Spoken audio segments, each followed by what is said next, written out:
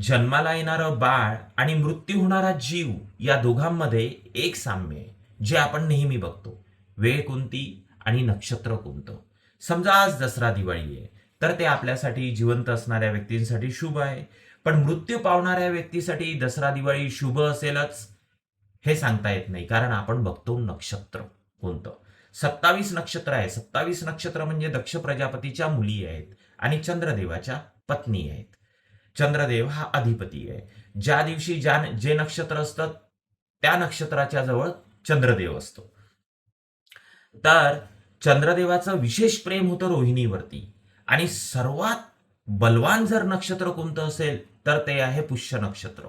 या पुष्य नक्षत्रावर मात्र विवाह हा केला जात नाही. पुष्य नक्षत्रावर विवाह हा होत नाही, विवाह तिथी येत नाही. पण जाणाऱ्या व्यक्तीच्या बाबतीत जर बोलायचं झालं तर धनिष्ठाचा उत्तरार्ध ते रेवती हे पंचक नक्षत्र आहे, आणि काही त्रिपाद आहे नक्षत्र, उत्तरा, कृत्तिका, विशाखा हे अनिष्ट नक्षत्र आहे.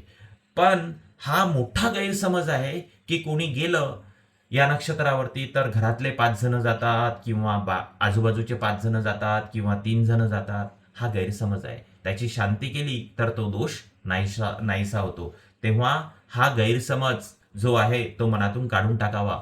एका नक्षत्रामध्ये 4 चरण असतात आणि 2.25 नक्षत्रांची एक रास होते.